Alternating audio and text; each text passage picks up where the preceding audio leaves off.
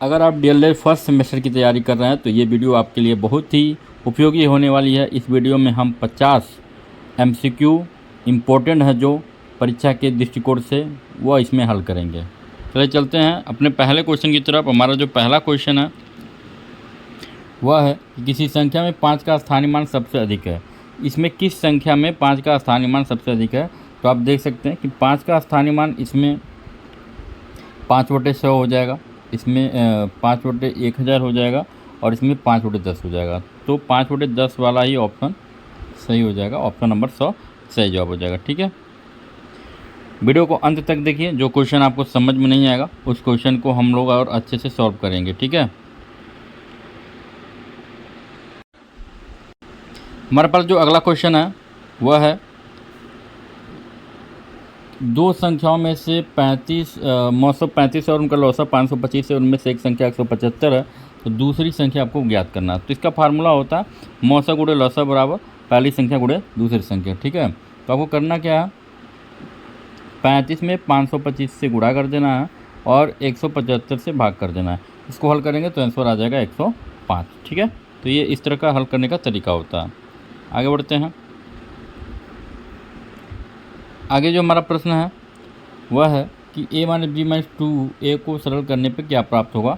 इसको आप सरल करके देख सकते हैं कि a - b + 2a ये हो जाएगा। ठीक है, तो यहाँ पे 2 में a जोड़ेंगे तो 3a - b ये आपको प्राप्त होगा। 3a - b option number A सही जवाब हो जाएगा। ठीक है, आगे बढ़ते हैं।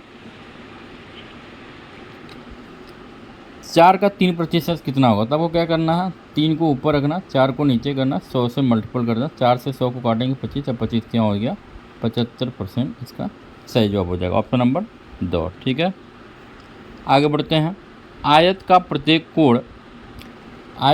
कोण कितने डिग्री का होता है ये आपको बताना है। जो आयत होता है, आयत ऐसे होता है, तो इसका जो आयत का जो प्रत्येक कोण होता है वो 90 डिग्री का होता है, याद रखना।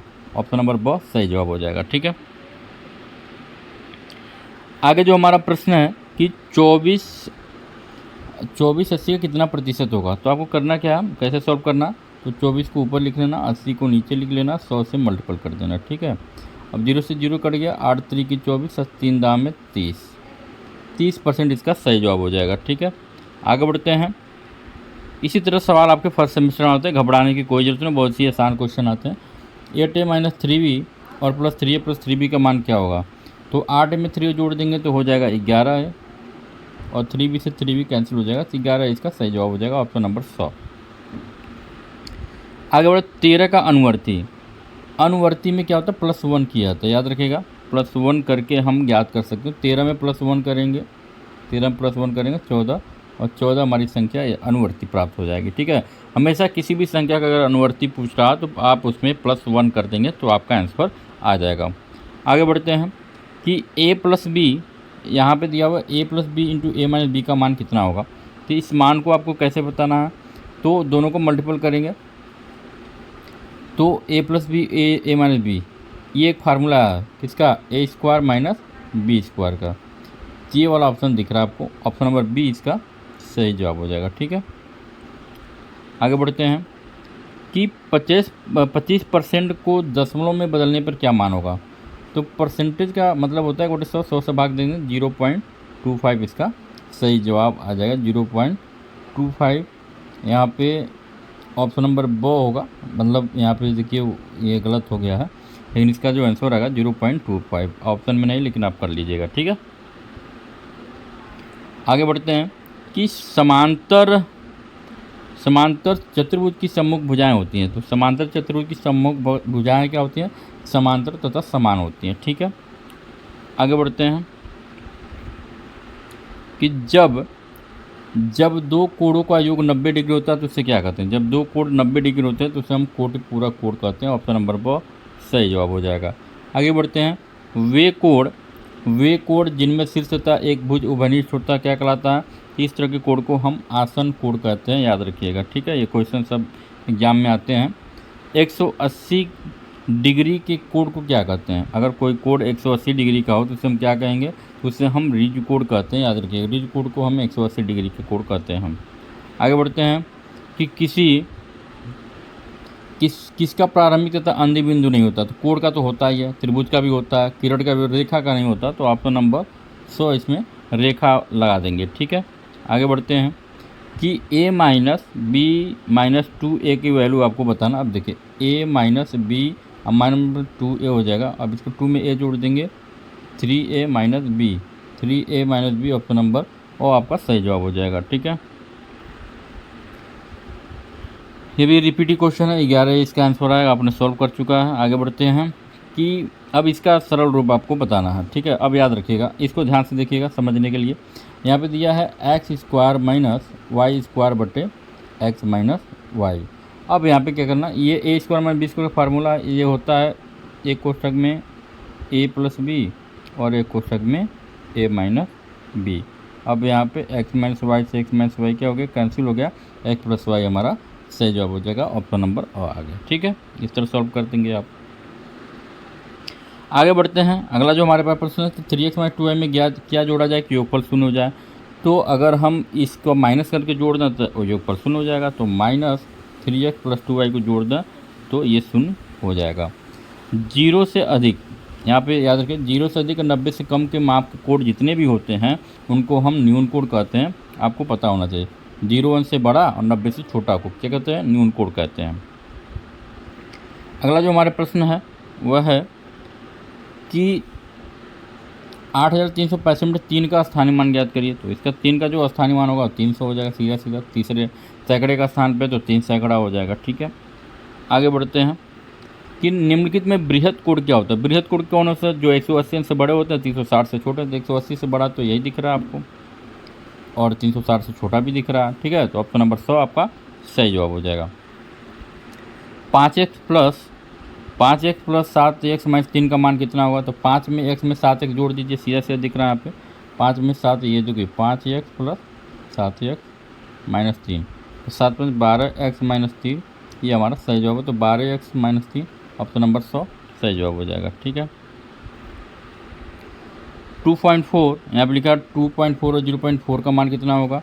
तो इसका मान हो जाएगा आपका 1.20 आ जाएगा, ऑप्शन नंबर 2 सही जवाब हो जाएगा। ठीक है, ऑप्शन नंबर 2 आएगा। ठीक है, या फिर गुणा करके आप चेक भी कर लीजिएगा। अब इसमें आपको बताना है कि कौन सा जोड़ा एक दूसरे का व्युत्क्रम है, उल्टा है। तो व्युत्क्रम मतलब उल्टा। तो यहाँ पे देख सकते हैं कि यहाँ पे देखेंगे कि 1/3 का उल्टा 3/1 होना चाहिए, क्योंकि ये नहीं है। 1/5 उल्टा 5/10 होना चाहिए, नहीं है। 5/6 उल्टा 6/5 होना चाहिए, ये सही है। ठीक है, तो ऑप्शन नंबर 100 हमारा सही जवाब हो गया।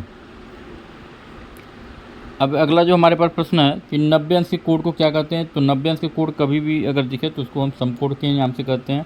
तो समकोड इसका सही जवाब हो जाएगा। ठीक है, आगे बढ़ते हैं। अगला जो हमारे पास प्रश्न है वह है कि बृहत के किन्हीं दो बिंदुओं को मिलाने वाले रेखाखंड को क्या कहते हैं। वृत्त के, याद रखिएगा, यहाँ पे गलत दे दिया, यहाँ पे वृत्त हो गया। अब वृत्त के किन्हीं दो बिंदु को मिलाने वाली रेखा को क्या कहते हैं। तो अगर हम यहाँ पे एक रेखा खींचते हैं ऐसे, तो इसको हम क्या कहेंगे, तो इसको हम व्यास कहते हैं। ठीक है, वाले रेखाखंड को क्या कहते हैं। तो आप देखेंगे अगर इसमें व्यास नहीं है तो जीवा भी आप ऐसे ही खींचते हैं। जीवा भी हम लोग यहाँ से ऐसे खींच देते हैं, जीवा हो गया। ठीक है, तो जीवा हमारा जो सही ऑप्शन हो जाएगा। आगे बढ़ते हैं। 15% का भिन्न मान में कन्वर्ट करना। तो 15 और परसेंटेज के बटे 100 रख देंगे। तो 5 से काट दें, 5 15 और 20, 3/20 इसका सही जवाब हो जाएगा। और 3/20 ऑप्शन नंबर और में आपका मिल गया। ठीक है, इस तरह हल करते जाएंगे, आंसर आपका आता जाएगा, कोई दिक्कत नहीं होगा प्रश्न सॉल्व करने में। अगला जो प्रश्न है कि गुणात्मक प्रतिलोम का मान कितना होगा। तो 3/2 का जब गुणात्मक मान पूछेगा तो आप इसका उल्टा कर देंगे, तो 2/3 इसका सही जवाब हो जाएगा। ठीक है, अगर योज्य प्रतिलोम पूछता है तो आप इसका चिन्ह बदलेंगे, और गुणात्मक प्रतिलोम पूछता तो अंक बदलेंगे, याद रखिएगा। तो 2/3 हमारे ऑप्शन नंबर 100 में है।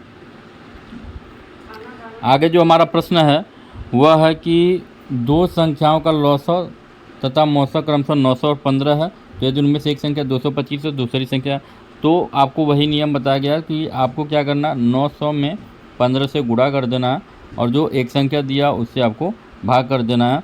जो भी इसका आंसर आएगा आप लगा लीजिएगा। ठीक है, फार्मूला होता है लौसव गुणे मौसव बटे पहली या दूसरी संख्या। ठीक है, अगला जो हमारे पास प्रश्न है वह है कि ऐसी संख्या जो 2 से भाज्य नहीं होने क्या कहते हैं, जो 2 से नहीं कटता उसे हम विषम संख्या कहते हैं। ठीक है, याद रखिएगा। अगला जो प्रश्न है ये 2, 4, 6, 8 आदि संख्या किस तरह की सम संख्या है, विषम संख्या, अभाज्य संख्या, प्राकृतिक संख्या। तो सम संख्या क्योंकि ये 2 से विभाजित हो जाती हैं, तो जो 2 से विभाजित हो जाती हैं उन संख्याओं को हम सम संख्या कहते हैं। अगला जो हमारे पास प्रश्न है कि संख्या 4 कड़ी 3 किस तरह की संख्या, तो पूर्णांक तो है नहीं, तो इस तरह की संख्या को हम लोग अपरिमेय संख्या कहते हैं। याद रखिएगा, अपरिमेय संख्या। ठीक है, आगे बढ़ते हैं कि अगला जो हमारे पास प्रश्न है वह कि परिमेय संख्या को व्यक्त करते हैं P/Q के रूप में, तो क्या यह सत्य कि असत्य, तो सही सत्य।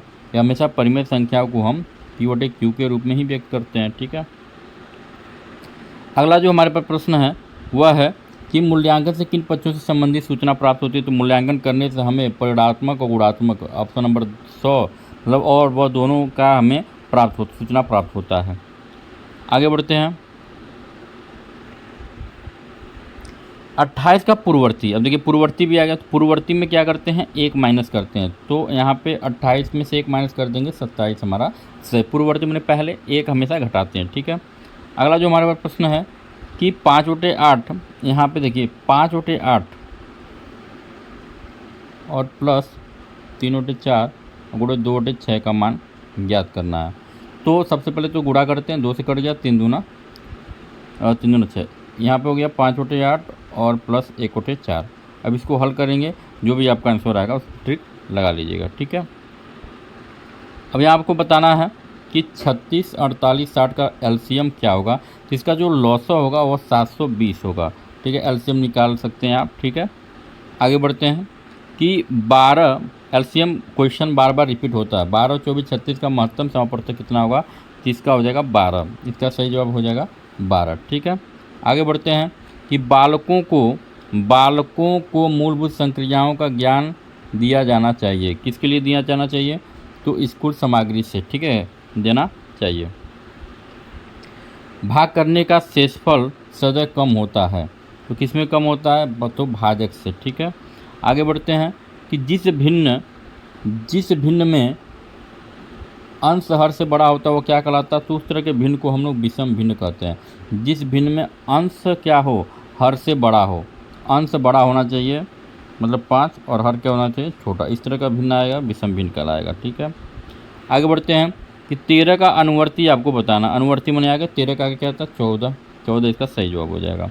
आगे बढ़ते हैं, वे सभी संख्याएं जो 2 से पूर्णतः विभाजित नहीं होती क्या कहलाती हैं, तो विषम संख्याएं कहलाती हैं। आगे बढ़ते हैं कि 40 एवं 50 के मध्य अभाज्य संख्याएं क्या होंगी, युग्म अभाज्य संख्याएं। इसका जो सही जवाब हो जाएगा वह हो जाएगा 41 और 43। आगे बढ़ते हैं, अगला जो हमारे प्रश्न है कि एक ही संख्या को बार बार जोड़ने की प्रक्रिया क्या कहलाती है, तो गुणा करना कहलाता है। ठीक है, आगे बढ़ते हैं कि पूर्ण संख्याओं का गुणनफल सदैव होता है।